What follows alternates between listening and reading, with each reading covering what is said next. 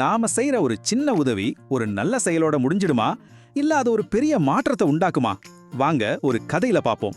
சரி, நாம கேட்ட கேள்விக்கு பதிலா ஒரு சின்ன நீதி கதையை பார்க்கலாம். இந்த கதையே ஒரு சின்ன உதவியிலிருந்து தான் ஆரம்பிக்குது. சரி, இந்த கதையை ஆரம்பிச்ச வச்சு நம்ம முதல் கேரக்டரை பாப்போமா? காட்டில் இருந்த சின்ன முயலுக்கு மத்தவங்களுக்கு உதவுறது ரொம்ப பிடிக்கும்.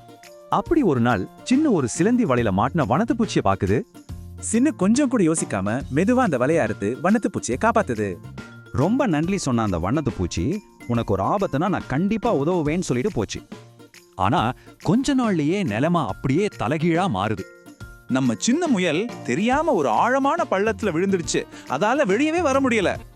பாத்தீங்களா, நேத்து உதவி செஞ்ச சின்னு இன்னைக்கு உதவி தேவைப்படுற நிலைமையில இருக்கு. இப்போதான் அந்த வண்ணத்து பூச்சி கொடுத்த வாக்குறுதியை காப்பாத்த வேண்டிய நேரம் வருது. சின்னு கஷ்டப்படுறத அது காப்பாத்தின அதே வண்ணத்து பூச்சி பாத்துருச்சு. உடனே பறந்து போய் தன்னோட நூத்துக்கணக்கான நண்பர்களை கூட்டிட்டு வந்துச்சு. எல்லா வண்ணத்து பூச்சியும் ஒன்னா சேர்ந்து சின்னோட காதுகளை பிடிச்சு மெதுவா மேல தூக்குச்சுங்க. சின்ன செஞ்ச ஒரு சின்ன உதவிக்கு பாருங்க எவ்வளவு பெரிய கைமாறு கிடைச்சிருக்கு. சரி, இந்த கதையில இருந்து நம்ம என்ன கத்துக்கலாம்? ஆபத்து காலத்துல சின்ன உயிரினம் கூட பெரிய உதவி செய்யும்னு சின்ன புரிஞ்சுக்கிட்டுச்சு. அதாவது நாம செய்யற சின்ன உதவியும் ஒரு நாள் நமக்கே நன்மையா திரும்பி வரும். இப்படிதான் ஒரு சின்ன கருணை செயல் ஒரு முழு வட்டத்தை நிறைவு செஞ்சிருக்கு. சரி, அப்போ நீங்க அடுத்து செய்ய போற சின்ன உதவி என்னவா இருக்கும்?